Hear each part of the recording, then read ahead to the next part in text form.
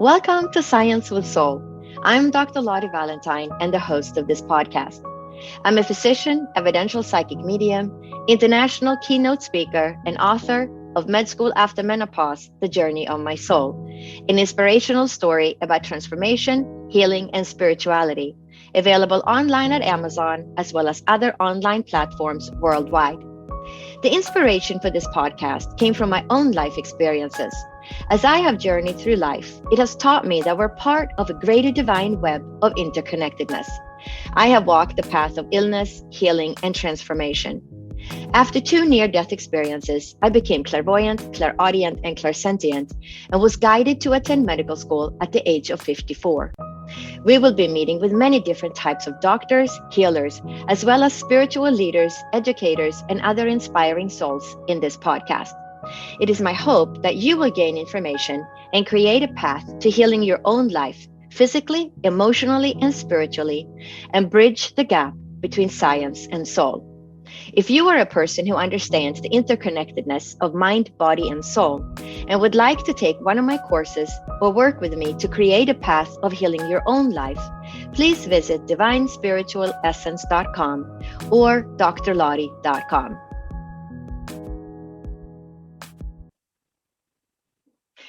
Welcome to Science with Soul. Today, I would like to introduce Kelvin Chin. Kelvin Chin is Executive Director and founder of the Turning Within Meditation and Overcoming the Fear of Death Foundations. He's an internationally recognized meditation teacher featured in Business Insider, Newsweek, Kaiser Health News, and has spoken at the Commonwealth Club in San Francisco and taught at West Point and in the U.S. Army, including on the DMZ in Korea. He's been meditating for 50 years and teaching it for 47 years, and had many experiences piercing the veil, and his past life memories go back 6,000 years. Kelvin is the author of the new book, Marcus Aurelius Updated, 21st Century Meditations on Living Life, a collection of essays ranging from emotions, life principles, meditation, and the spiritual. His first book, Overcoming the Fear of Death, is also a bestseller. He has taught in healthcare and universities, is a graduate of Dartmouth, Yale, and Boston College Law, and has lived in 7 countries. So a warm welcome to you, Kelvin. It is an honor to have you on the show today and share your knowledge with the listeners. It's great to be here with you. Thanks for having me. So we have so many questions and so much ground to cover, but let's start with what led you to work in meditation as a meditation teacher, public speaker, and author. How did you get on that path? So I learned to meditate when I was a teenager, and I learned because I was at college at Dartmouth, very high pressure academic institution. And I was really stressed out. That's the nutshell short version. I was very, very high anxiety at the time, and I was looking for a solution. I was, in a word, desperate. And I found meditation. I stumbled on it. I went to,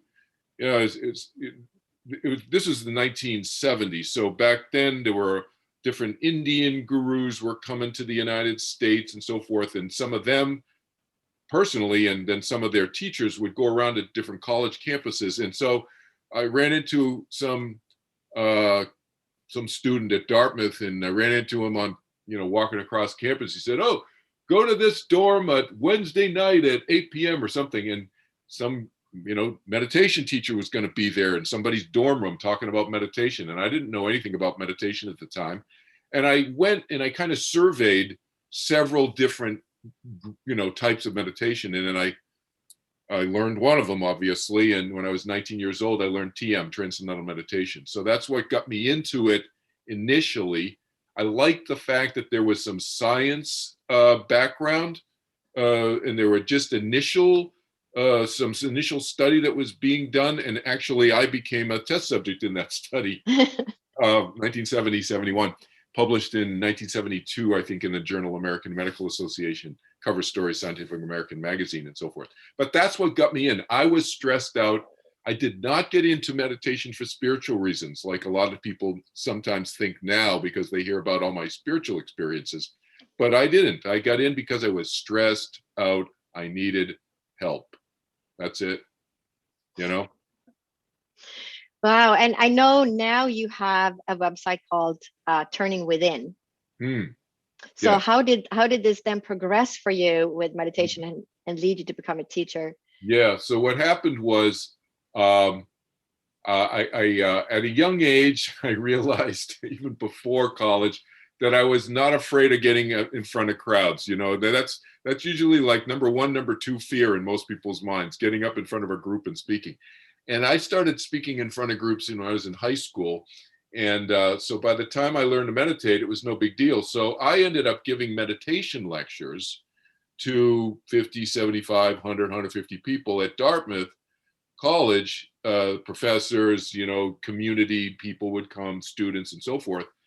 And so I quickly became known in the TM organization as somebody who could speak to crowds of people and tell them about the benefits of meditation, and they would get all excited. So that was before I learned to teach meditation. So then in 1971, I studied personally with Maharishi Mahesh Yogi. People probably recognize his name because he taught the Beatles to meditate in 1968 in India, February 1968. And then I studied with him again in 1973. I taught TM for about 10 years with his organization. Then I was an international leader in the organization, and I moved away from the organization when they went off in a different direction. And so I wanted to stay more focused on the meditation. They got into all kinds of other things, which was fine. That's their choice and so forth. But I wanted to stay more focused on teaching the meditation. So I moved away from the organization. And since then, I've removed all the cultural trappings and lifestyle stuff from the teaching. And I've made it even easier than what Maharishi brought to the world, which was easy at the time. And I've made it even easier. So I give Maharishi full credit for being that spiritual revolutionary, is the way I view him now, who really changed many millennia of the practice of meditation in terms of making it much easier. And so I've made it easier than even what he did in the 1960s when he, 1950s and 1960s when he came out of India. So I call it turning within now. Just keep it simple, because that's what we're doing when we meditate. Regardless of whether you meditate doing my technique or other techniques, this is what we're doing. We're turning within, right? Mm-hmm. Yeah. So when in your bio, you speak a little bit about having memories from long ago. Is there any memory that you can share with the listeners today? Sure. Well, we could talk a little bit about some, and maybe another time we could talk about because they go back about 6,000 years, as you said, and to Sumeria, so about 4,000 BC.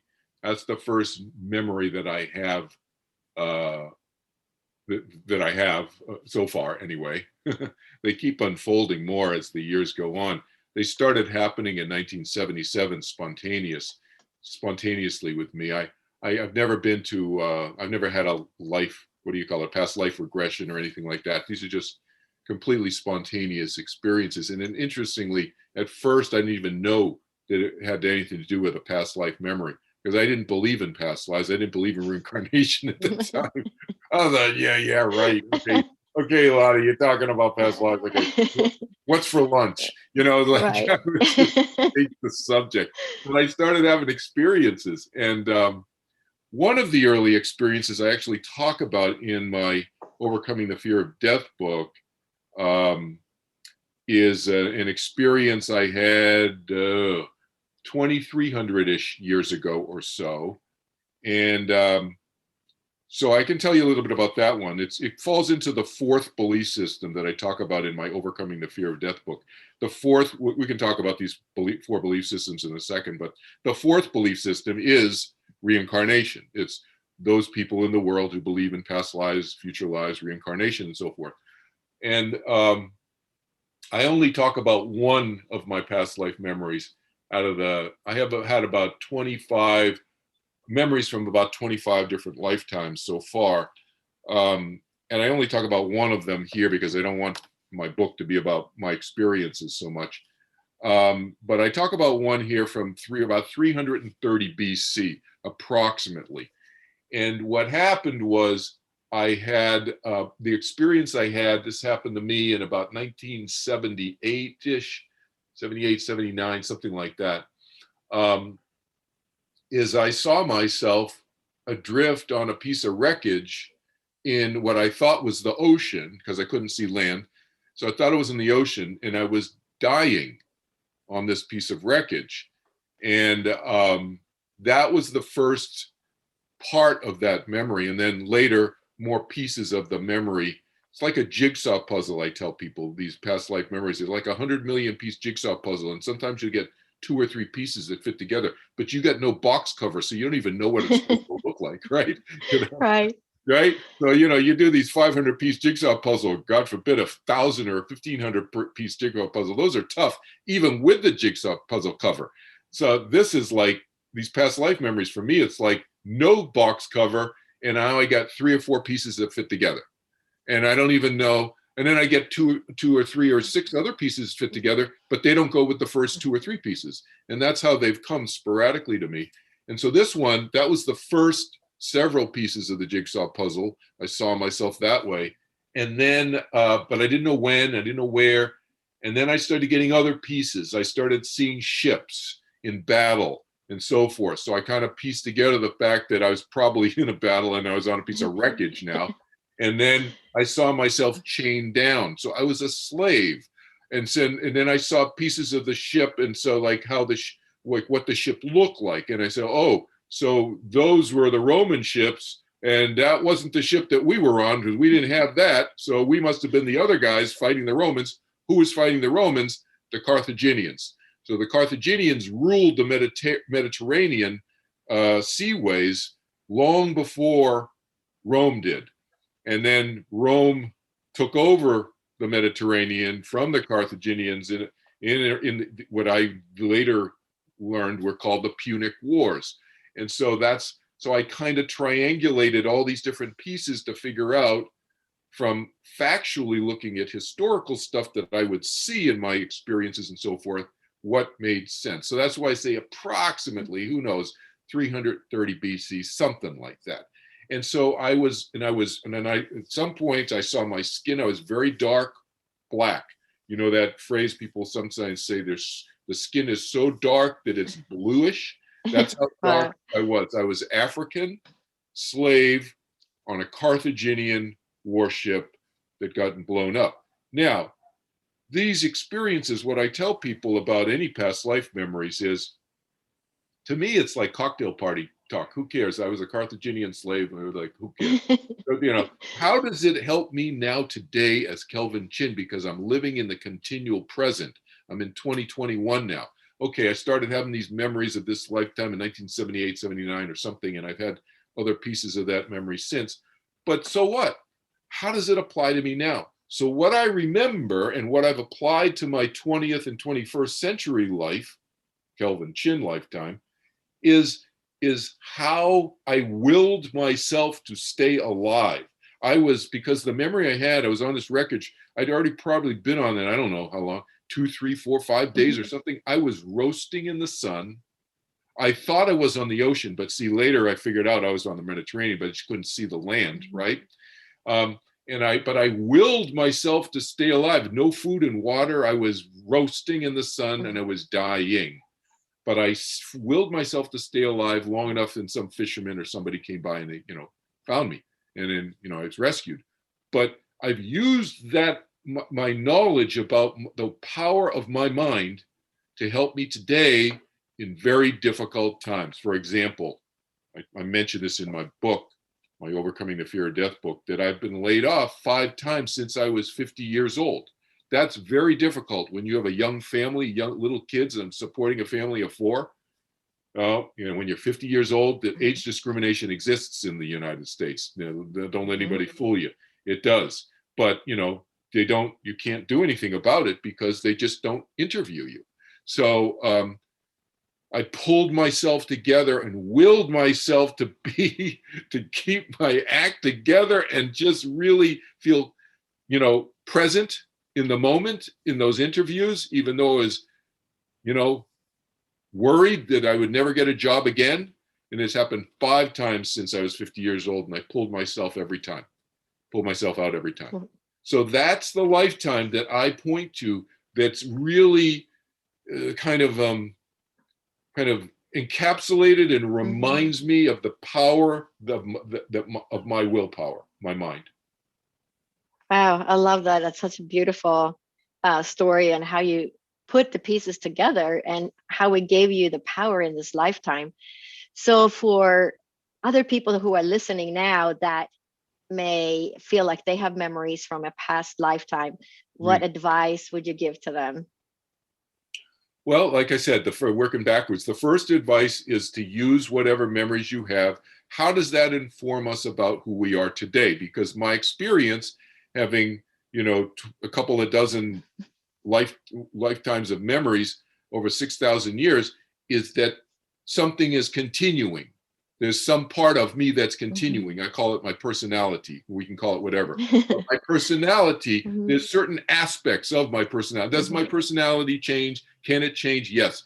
Can it change over time? Yes. But my experience is that it changes very slowly, very slowly. There's certain kind of almost imprinted certain what I call emotional patterns that we each carry with us that tend to drive our choices and our behavior and our thinking and our actions and so forth. And so my suggestion to people is to look at those memories and how do they inform you about who you are?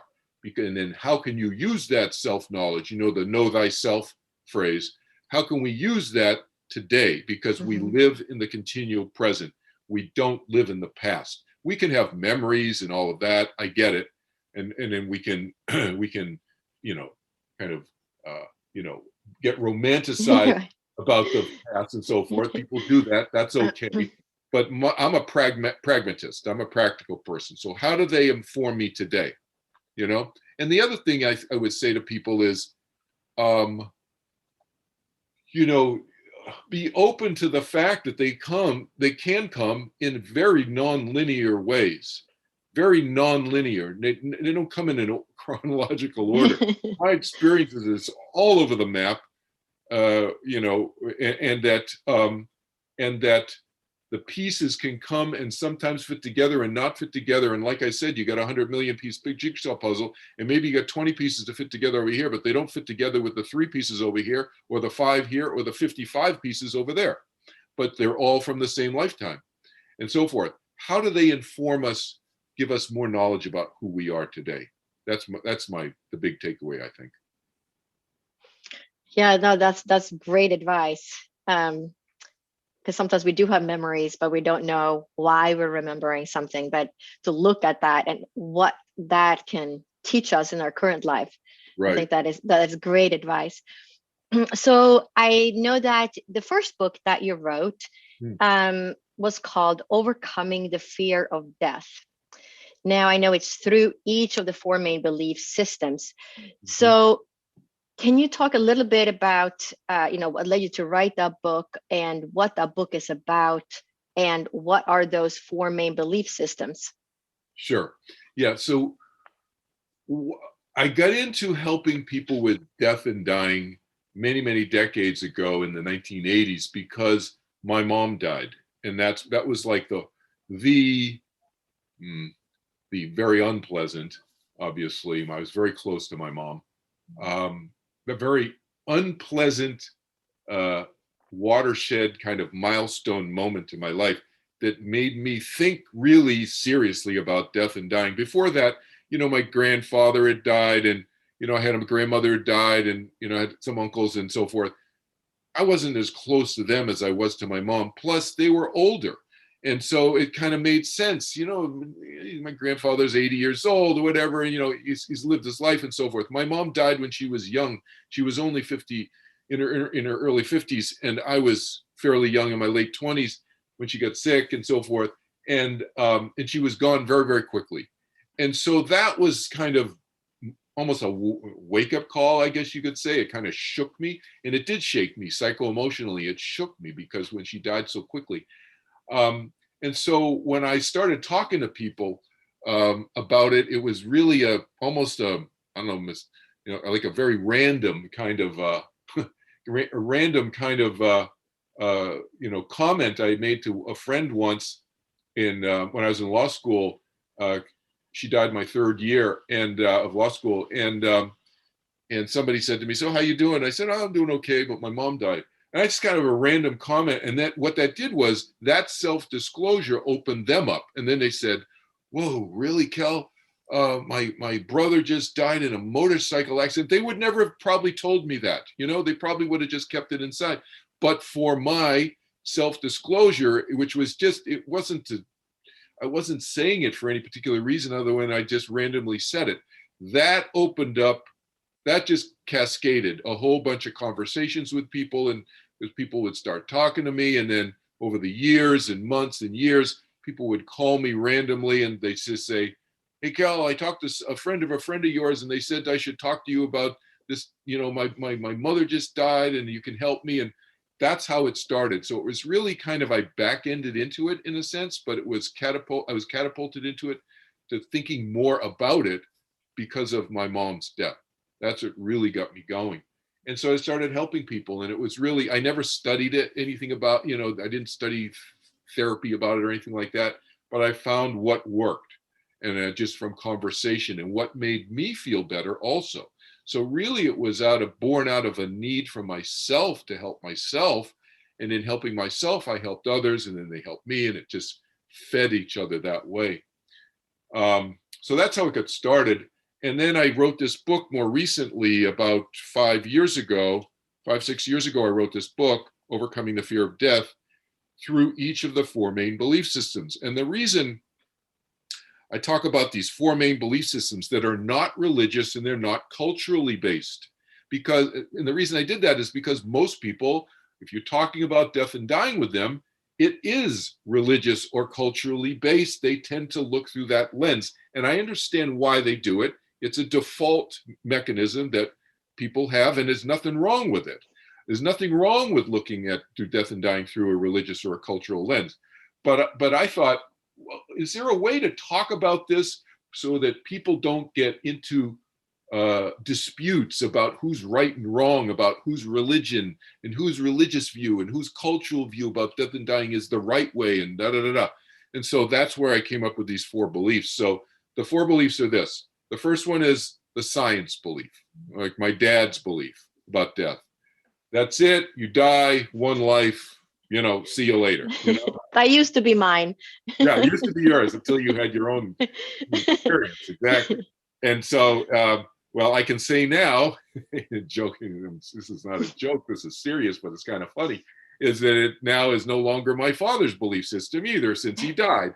So there's some stories about that in my book. I won't give it away. Anyway, but he had the first belief, science belief. The brain and the mind are connected. The brain shuts off, you die, your mind shuts off. That was my dad's belief system, okay? First belief system, science belief. Second belief system that exists in the world is, I call it the fear of continued existence. So basically it's, you believe in an afterlife of some sort. Again, how you define it, you could call it heaven if you're Christian, and you may call it nirvana, you may call it Valhalla if you're coming from a different culture and so forth. Okay, but there's fear involved. So you have fear for whatever reason, and I'm going to get into that in my sequel to this book about how to deal with those related fears. All right, third belief system, looking forward to an afterlife, but no fear. So belief in an afterlife, but no fear. Fourth belief system, as I already said, is reincarnation, past lives, future lives, and so forth. So those are basically the four belief systems that really underlie and are fundamental to all religious and cultural beliefs that people can have out there in the world. And so, I was talking to my buddy George, and we were coming up, I was like, how can we talk about this? So we brainstormed this, And these were the 4 belief systems that we came up with, because that now we can talk about this in a way that doesn't step on other people's toes. We can talk about death and dying because it's something that people don't talk about enough. We don't, worldwide. And I'm working with people now in 47 different countries. And people may think that, oh, well, that country over there, they believe in reincarnation. Why are they afraid of it? There's a lot of fear. So there's, so, you know, how can we talk more about death and dying is a cultural need worldwide, I think, in order to unbundle of these fears so that, and I think in terms of your profession as a doctor, I think it would help the healthcare profession. I talk about a little bit about that in the first chapter of the book, in terms of getting rid of some of those fears, because I have a lot of doctor clients. I have a lot of doctors, they're MDs, NDs, DCs, a lot of medical professional doctors. And many of them will tell me, especially the MDs, will tell me, the candid ones, they'll say, most of their medical school class went to medical school because they're afraid of dying and they want to prevent people from dying. Yeah. And so that's their whole goal. Mm-hmm. But they go with an inherent, innate fear of death themselves. And so then the whole healthcare system, we don't need to digress into this, but becomes what it becomes now, Yeah. which is keeping the body alive, Mm-hmm. regardless of what the mental experience is. So Yeah, absolutely. anyway, yeah, that's the 4 belief systems. And I cover them each in the book.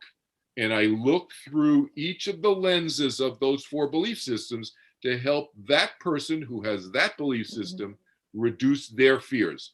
Because my work is not about changing people's belief systems. My work is about reducing fear and anxiety in the world and increasing understanding. And so I look through their lens. My lens, you already can kind of get a glimpse. We already got a glimpse about my lens, through my lens, my belief system. But my belief system is irrelevant to my clients. They don't have to have my belief system, and I don't even talk about my belief system with them unless they push me to talk about it. I talk about their belief system, and we look through their lens, and we reduce their fears that way. I love it. So how can they, if somebody listening now is thinking, wow, I have that fear, what do they do? How do they get in contact with you? Can it take a class, or do they have a session with you? Or Yeah. And by the way, I give a free first session to anybody in the world, whether it's about fear of death or it's about something else, your past life memories, who knows what. It doesn't matter what it is. I give a free first session to people on phone or Zoom, and Zoom or people around the world, so they don't have to phone me. So there's no charge, in other words. Okay. And the best way to get a hold of me is probably through my website, kelvinchin.org, just my name spelled out, .org. ORGs are for nonprofits, for those people who don't know, indicates a nonprofit. So just go to the contact page and send me an email, through the contact page. Give me your cell phone number, and we'll schedule a time. That's the fastest, easiest way. Whether it's about overcoming the fear of death, I have a website about overcoming the fear of death, obviously. It's called overcomingthefearofdeath.org. And then I have my turningwithin.org meditation website. And then I have my kelvinchin.org website, which covers all of that, but is also more spiritually oriented. So because I have clients who sometimes they'll learn meditation not for spiritual reasons, and they don't have any fear of death issues. They just want to learn because they're an athlete and they want to get back on the playing field, and they want to heal faster. So they learn meditation for that reason, or they're a business person and they want to have more productive employees. So I'll teach classes for companies, and to help their employees be more productive. Now, some of them may have high anxiety issues, and some of them don't. So, but I'll teach them, and they may have some that may have fear of death issues, some of them don't. And so I have these separate 3 websites depending on what the interest and need of the person is. You're so busy, and I know you just came out with another book that was just published earlier in March, And the title of that book is Marcus Aurelius Updated 21st Century Meditations on Living Life. Mhm. Now, can you talk a little bit about what that book is about? Sure. This is a collection of 67 essays that I have written on a wide range of subjects, topics, and so forth to help people live life more enjoyably. That's it in a nutshell. But as you mentioned earlier in the introduction, there's different sections, chapters, we could call it there. I have them organized into different chapters. There's a chapter on emotions, life principles, meditation, and the spiritual. And then I also have an opening chapter on about 15 or 20 of Marcus Aurelius's maxims. The Marcus Aurelius was a Roman emperor in the 2nd century, and he's very well known for a number of reasons. But one of the reasons that most contemporary people know him is because of a collection of short maxims that he wrote on his own self-reflection to help him improve the quality of his own personal life. He did not write them to be published in a book, but now there's like, I think I looked once, there's like 60 different translations of them, of his, what they call meditations. And, but he never wrote it to be put into a book form. So, but similarly, I wrote these 67 essays to help me and my students. I never thought I was going to put in a book form. And a friend of mine said, hey, you should put this in a book. I said, well, that's an interesting idea. So thus we have this book that just came out a few weeks ago. But I talk about some of my favorite maxims, or what these more contemporary, writers have called meditations of Marcus Aurelius. And I give my commentary, my 21st century commentary on them in the first chapter. And then the other chapters are my 67 essays. I just give you a sample of some of the titles of some of the essays, just a few of them. Suffering and Happiness, The Nuances of Forgiveness. So I talk about forgiveness and how we never really forget, that we forgive and forget. It's a myth. We never forget, but there are nuances of forgiveness too. It's not just, oh, I forgive you, and I break it down into different experiential examples of different types of forgiveness that we can have, and different courses of action that we can take depending on those different degrees of forgiveness. In that one essay. Here's another essay, Grieving the Loss of Normalcy During the COVID-19 Pandemic. Transcending Cruelty, Getting Beyond Bullying. So I talk about this idea of cruelty and hurting other people, and why do people do it? What's the underpinnings of that? Why do they do that, and what can we do about it? And if we're in a situation where we're being bullied, what can we do about it, etc. Spiritual materialism, another one. So people very often think of materialism as a financial thing, and it is, financial materialism. But materialism can creep over into the world of spirituality too, and I talk about what I mean by that. In the meditation chapter, I talk about how to choose the right meditation technique for you. There's thousands of different meditation techniques out there, and I give kind of a little bit of a survey of them, and what kind of give people a little guidance into what makes sense. What are you looking for? Oh, then maybe you should go in this direction or that direction. Another essay, Why Must Meditation Be Easy to Be Effective? Effortlessness and Self-Acceptance. In the spiritual chapter, Attachment and Illusion. Spiritual Teachings That Create Suffering. Unbundling Enlightenment is another essay. And there's another essay on ego and God, which reminds me to say that all of my work is non-religious. So I talk about the concept of God there, but I'm not talking about God through any particular religious lens or whatever. I work with people from every religion in the world. I've worked with literally people from every religion: Christian, Jews, Muslim, Buddhists, Hindus, Sikhs, I don't know who else I'm leaving out, but I apologize whoever I'm leaving out. But every religion and atheists and agnostics. So it doesn't matter. So all of my work is non-culturally focused and non-religiously centric. Okay, there you go. No, So I that's love it. You yeah. you mentioned something about in your book, Mhm. was it loss of normalcy during Yes. the COVID pandemic? Mhm. Um, what advice can you give? I see that myself with a lot of patients, people have become isolated, especially older people, Yeah. that are used to, being with their family, and just losing the normal lifestyle that they once had. They're longing to get back together. Do you have any advice or anything you want to share from the book about Sure. that?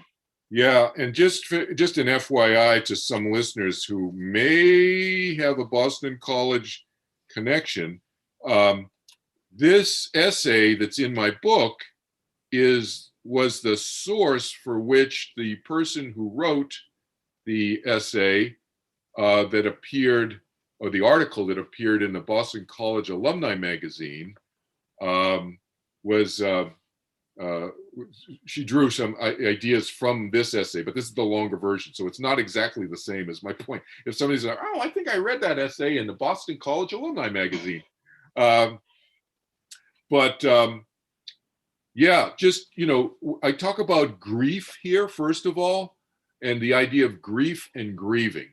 So I talk a little bit about just the concept of grief. Forget about COVID-19. Just so I kind of separate the article into different sections. And so first I talk about grief, and a big problem that I've seen uh, throughout the helping, we'll call it the helping community, is either a lack or an incomplete understanding about what grief is. And the way I view grief is because most people think of grieving as sadness.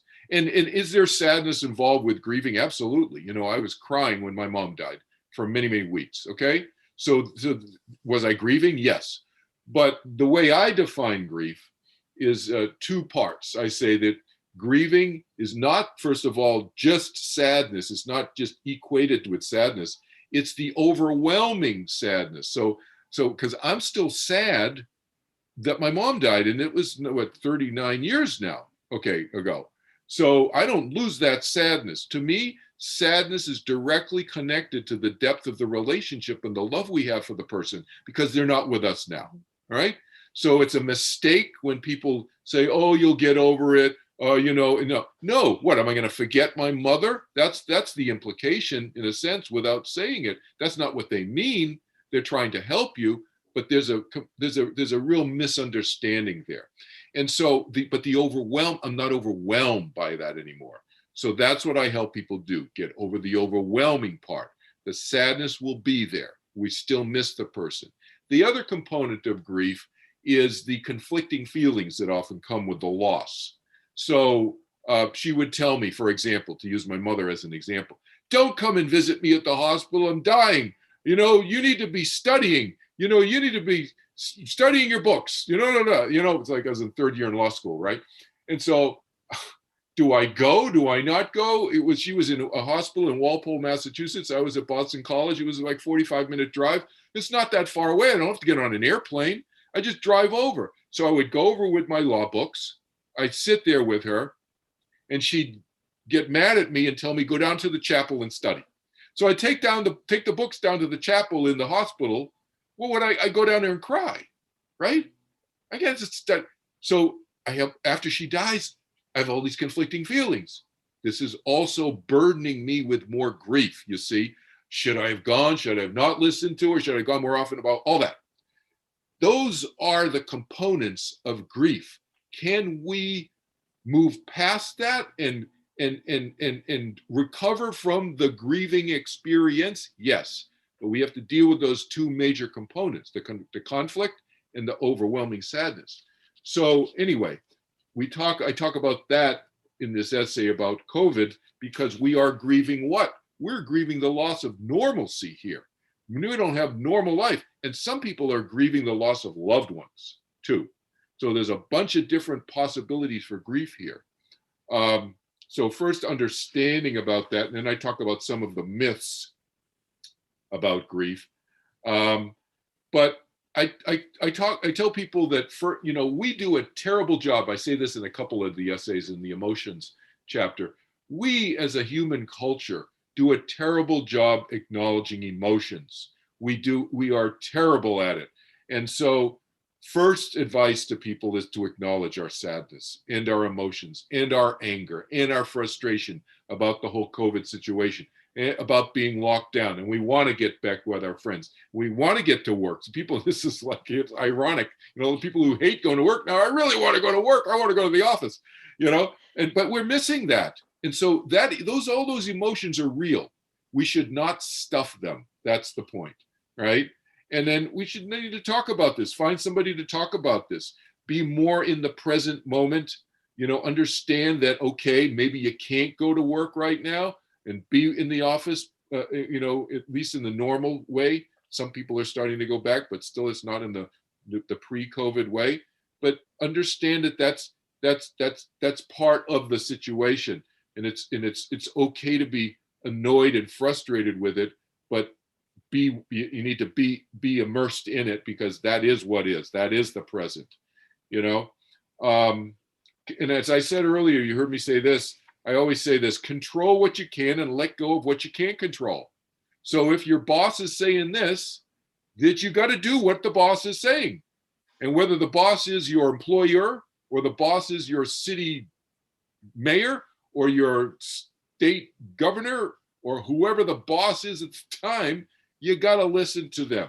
Okay, you can't control. You control what you control. Let go of what you can't control, and then take action and so forth.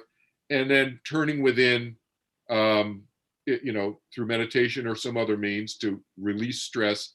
And then the last thing I mentioned here is maintaining perspective. I think we need to maintain perspective, not just with COVID, but in life in general. And I think we forget. People romanticize, like I said, they romanticize the past, and they think, oh, when I was a child, you walked up 5 Mile hills and you walked through ice, snow, storm. No, you didn't. People romanticize this, but we need to remember and keep in perspective. For example, I say in this article or in the essay, during World War II, we had 70 million deaths worldwide. 70 million people died in World War II in a 6-year period. You do the math, that's about, I think it was 30,000 people every day dying, every day for 6 years. If you, that's 3% of the world's population died in 6 years. And so in today, that would be the equivalent of 228 million people dying. So I'm not saying that COVID isn't serious. It's serious, but I'm saying we need to keep things in perspective, okay? So that our fear doesn't get out of control. Because then we make bad decisions and we get stressed and our immune system gets compromised. And then what's that do? It makes us more susceptible to getting sick, okay? Those are yeah, that's excellent advice. I think the fear is what drives a lot of people. But one way that they could cope with fear is to do meditations. Yes. And exactly. So they can find you on Turning Within. Yes. Turning Within. Is that the website? Yeah, they can go to any of the websites. Here's the easy trick. You can go to any of my websites, or you can just Google my name. Because I think I'm the first 2 or 3 pages that pop up on Google if you just type in Kelvin Chin. But you go to any of my websites, here's the trick. You go to any of the websites, you go to the bottom of any page of any website, and there are hot links to the other 3. I have 4 websites. I have 3 nonprofit websites, and the 4th one is my book website. So, which is just kelvinhenrychin.com. It's the only .com one. Just my name with my middle name in it. So that's how people can find me, and they can just send me an email from any of the contact pages on any of the websites. And the key distinguishing feature, as I briefly alluded to earlier about my meditation technique, is not only is it not religious and not culturally based and so forth, but it's very easy. there's no concentration, no focusing of the mind, no focusing on the breath. It's very different from mindfulness. It's much, much easier. I've taught a lot of people who've done mindfulness, a lot of people who've done various forms of Vedantic meditation, so forth, etc. Buddhist I've taught Buddhist monks to meditate. I taught Buddhist monks my technique. They already know their Buddhist meditation technique. They're in the monastery meditating all day. And they would all come back and tell me that they get so much more out of their Buddhist meditation now that they do my easier technique in the morning before they do their other technique all day. So there's no conflict. And I've taught clergy from every, religion, Christian, ministers, Catholic priests, nuns, Muslim imams, you name it. It's very easy. And you can do it anywhere, noisy, quiet, public place, private place, doesn't matter. You don't need any special anything. There's no app involved. I've taught a lot of people who've done Headspace app and so forth and different types of other meditation. Everybody always says, well, this is so easy. It's like, I said, yeah, because think about it. As a doctor, what the parasympathetic nervous system is and the sympathetic. Well, for those who don't know, there's the fight or flight response. People know what that is. And so there's an opposite of the fight or flight response also that exists in every human nervous system, parasympathetic nervous system. So basically, if you think about it logically, that whether it's the fight or flight or whether it's the opposite of the fight or flight, those are opposite switches. Automatics, they're opposite and they're automatic switches. Each of them is automatic to turn on. You don't decide when you're walking in the middle of the intersection when a red car runs a red light that, I got to turn on my fight or flight and get my heart going so I can run across the street. No, it automatically turns on because it's a survival mechanism in the human nervous system. Okay, well, there's an opposite switch also, which we generally don't know how to turn on, but it's equally automatic. That's what I teach people to do, is how to turn on that automatic switch. And it turns on the easier the technique is, the meditation technique is, the faster you're going to turn on an automatic switch. The more focused, the more controlling of the mind involved in the meditation, the slower and the longer it's going to take to turn on an automatic switch. It is antithetical to turn on an automatic switch through controlling it. Otherwise, it's not automatic. Does that make sense? Yep. No, that makes perfect sense. That's such great advice to learn how to meditate, to bring that fight or flight, getting out of the sympathetic and into the rest and digest mode, right? Because they create so much peace and so much calmness. So it's great advice. Everybody should go check out his website, which is kelvinhenrychin.com, which is his book site. Mm-hmm. Then we have kelvinchin.org or turningwithin.org, which is the meditation, and the overcomingthefearofdeath.org. You can also find Kelvin on Facebook at kelvin.chin1, number 1, and Instagram at Kelvin H. Chin. Kelvin also has a YouTube channel, so you can just go to YouTube and put his name in, and there will be lots of different videos and interviews and things coming up with Kelvin. So I would like to thank you so much, Kelvin, for coming on the show today and sharing all your knowledge with the listeners. And we spoke a little bit about having you back on the podcast in a few weeks and share stories about your different spiritual experiences. So everybody who enjoyed Kelvin today, stay tuned and keep watching. Make sure you're subscribed and watch for his next upcoming podcast. So again, Kelvin, thank you so much for joining us today. Yeah, thank you for having me. It's been fun.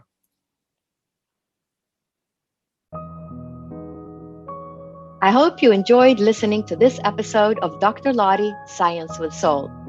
Make sure you are subscribed so you will be notified of new episodes as they become available.